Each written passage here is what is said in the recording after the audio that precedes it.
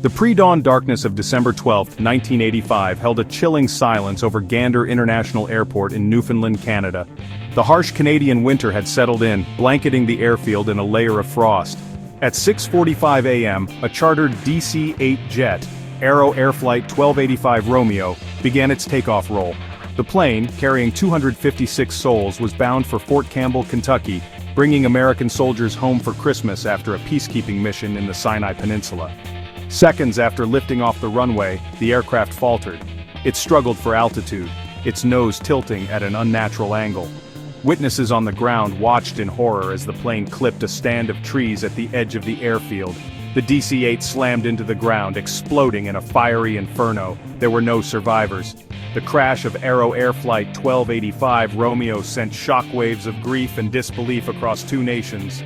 It remains the deadliest aviation disaster in Canadian history and the single largest loss of life in the history of the U.S. Army's 101st Airborne Division. The tragedy left behind a trail of unanswered questions, its cause a chilling mystery that continues to haunt investigators and families alike. The disaster cast a long shadow, its impact felt far beyond the icy runway in Gander. For the families of the 248 soldiers and 8 crew members who perished that day, life would never be the same.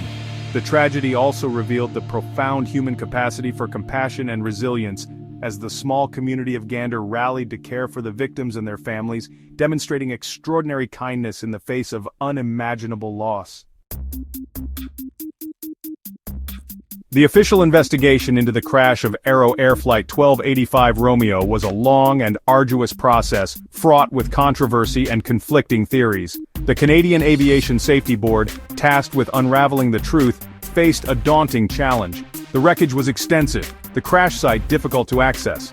The black boxes, crucial for understanding the final moments of the flight, yielded limited information. After months of painstaking analysis, the CASB released its official report in 1988. The conclusion: ice contamination on the wings had caused the aircraft to stall shortly after takeoff.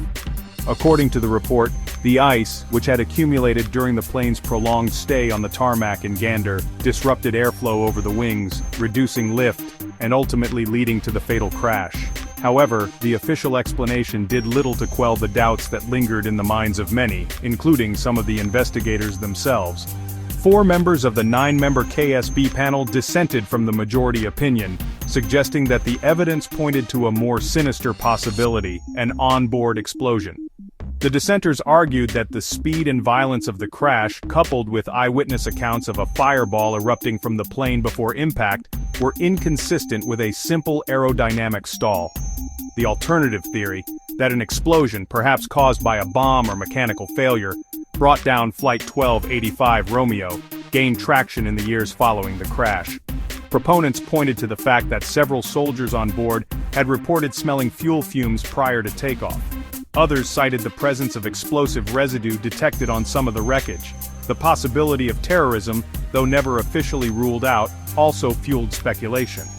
The crash occurred during a period of heightened global tensions, and the soldiers on board, returning from a peacekeeping mission in the Middle East, were seen as potential targets. The crash of Aero Air Flight 1285. Romeo left an indelible mark on the hearts of those who lost loved ones. The sorrow was palpable, yet the collective memory of the tragedy also became a beacon of unity and remembrance. Each year, families, friends, and comrades gather to honor the lives lost, sharing stories and keeping the memories alive. Memorials were erected, not just as somber reminders of the loss, but as testaments to the enduring human spirit and the bonds forged in the face of adversity. In the aftermath of the disaster, the town of Gander became a symbol of compassion and humanity. The local community, despite the shock and grief, opened their hearts and homes to the bereaved families. They provided shelter, comfort, and a shoulder to lean on, showing that even in the darkest of times, kindness can shine through. Gander's embrace of the victims' families was a powerful reminder that in the face of tragedy, the human spirit is capable of immense love and support.